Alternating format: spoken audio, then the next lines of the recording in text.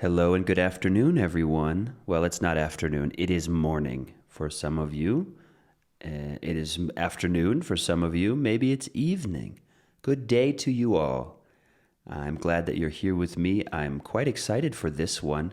This is going to be a really fun one because it is putting together a lot of the things we've been talking about. Specifically, the schwa, reductions, linking, more reductions, contractions. We're not going to see a lot of contractions today. This is going to be more of the first step, but you might see a few here. And the idea, of course, is that these are poems. These are things called limericks. Limericks, I believe, come from Ireland, and they're just little children's poems, children's rhymes. I think we all know one from our own language, and we're going to learn a few more today. A lot of these I've never heard of, but they're perfect for practicing the linking, the rhythm, getting used to reducing the right words. Okay? So let's take a look at this first one. First, we're going to set the metronome, and we're going to start slow. I'll say 75. That's a good beat. How's that? There was an old man with a beard who said, "It is just as I feared. 2 owls and a hen, 4 larks and a wren have all built their nests in my beard." That's really annoying, so I'm going to stop that. Okay, so notice, obviously there are some words that we really reduced. This last line, because it's so long and have multiple content words, compared to the other sentences, we'll have to say them faster. So, in this last line, have all built their nests in my beard. Which content words do you think are going to be stressed the most? Well, obviously, beard is going to be the big function, or obviously, beard, it's the last word, not only in the poem, but in the line. So these last words are always going to get the biggest stress, the biggest emphasis. And then, of course, have all built their nests. Nests is going to be that, definitely. And then we could also even consider all built as well. All tends to be stressed because you're emphasizing the fact that it is everyone. So I would say, have all built their nests in my beard. You could even say all built nests beard. So that's 4 content words. So you've really got to reduce the rest to fit it into the rhyme scheme, right? So instead of have all built their nests in my beard, have all built their nests in my beard, have all built their nests in my beard. And because the first word is not emphasized, like this one, 4 is definitely stressed. Have all, you're really going to short. It's almost on the offbeat. If any of you know music, this would be where the click hits, where the metronome hits. And so have is going to be just before that. Have all built their nest in my beard. Have all built their nest in my beard.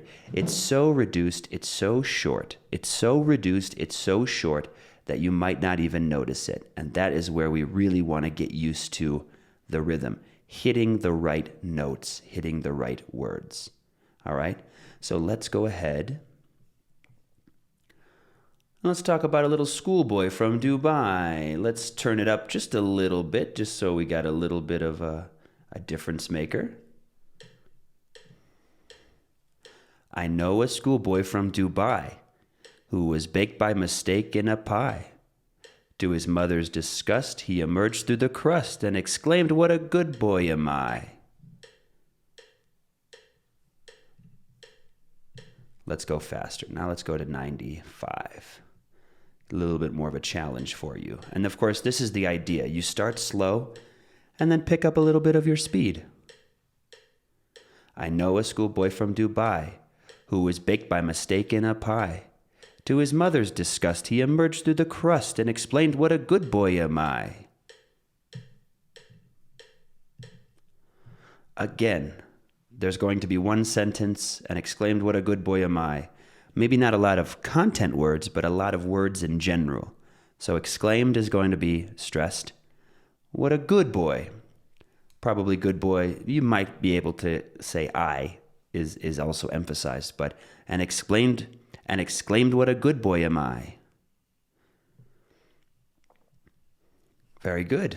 Okay, let's do maybe one or two more. There's a really good one I like. Which one is it? Dun, dun, dun. Oh, we have one contraction here. Let's go ahead and do this one, starting with 95, since we have a very skilled reader that you're listening to, so we can go ahead and keep it fast.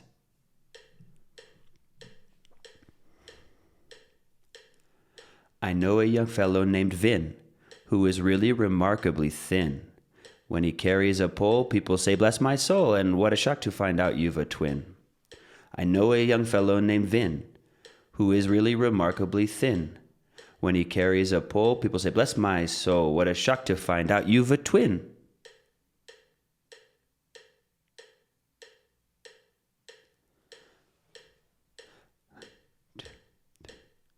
I know a young fellow named Vin, who is really remarkably thin. When he carries a pole, people say, bless my soul, what a shock to find out you've a twin. You've, our first contraction. You have a twin, you've a twin. If you're going to read in this rhythm, you have to contract. And natural speech is like that. International speech is different. Sorry, I'm going to turn this off. International speech is different. So if you are speaking with, people from Europe, people from Asia, people from non-English speaking countries, this becomes less important, of course. But if you are your goal is to speak more naturally and to be understood with fewer miscommunications, fewer confusions. Wait, what did you say? It's because of the stress. More than the pronunciation, it is the stress. And I'll give you an example. I was in Minnesota a few years ago. This was before the pandemic, and I was volunteering for a nonprofit organization that worked with kids. It was like a Big Brothers Big Sisters program, like a mentoring program. And we went to the museum one day, the science museum. And my partner, who grew up in, I can't remember where I think she grew up in Ivory Coast. It was a French-speaking country in Africa, and I can't remember where. But she came to the United States when she was a teenager. Now, when you speak to her, you would not know that she did not grow up in the United States. Her accent is clear. She sounds like she's been, she grew up in Minnesota, for example. I didn't know until she told me, yeah, no, I grew up in Africa. My first language is French. And I thought, amazing. And I didn't notice. And then we went to the front desk because she wanted to ask about a specific exhibit. Exhibit. And I'm even going to write that down so you guys see the word I'm talking about, exhibit. Now, where is the stress? It's exhibit, right? Exhibit. My friend said, exhibit. She said, do you know where the exhibit is? And so she stressed the first syllable. That's the only thing she did differently. And the people couldn't understand. They said, what? I'm sorry, what are you talking about? And I'm telling you, this is in a museum. They hear this word every day, all day. Exhibit, exhibit, exhibit. And all my friend did was stress the wrong syllable, and they couldn't understand her. So that just gives you an idea of how important hitting the stress is, hitting the right words, and most importantly, keeping in the rhythm. Knowing that you're never going to stress a word like have. You have a twin. You have a twin. Let's do one more just so we can see. This was one of my favorite ones. Let's get this going. Let's get the metronome back. Well, let's even speed it up a little bit. We got 100 now. There once was a man from Peru who dreamt that he swallowed his shoe. He woke up in a fright in the mid of the night to learn that his dream had come true. There once was a man from Peru who dreamt that he swallowed his shoe. He woke up in a fright in the middle of the night to learn that his dream had come true. So there you go. Okay, anything to point out here? Obviously, some of these lines have more content words. Who dreamt that he swallowed his shoe? So 3 content words. Here we have woke up in a fright.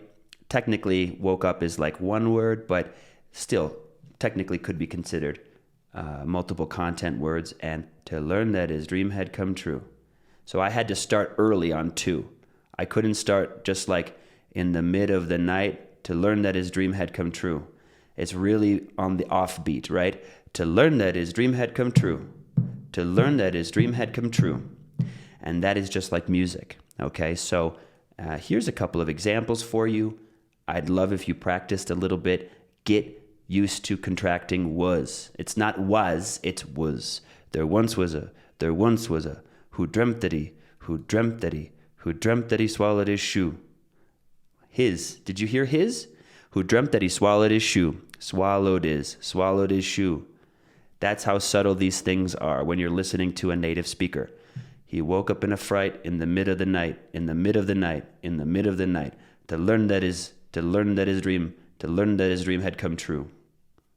So that's linking, that's reductions. We didn't see a lot of contractions today, but oh, don't you worry, folks. We are going to have more opportunities in the future. So thank you for listening. Thank you for watching. I hope you enjoyed this. We'll see you next time. Bye-bye.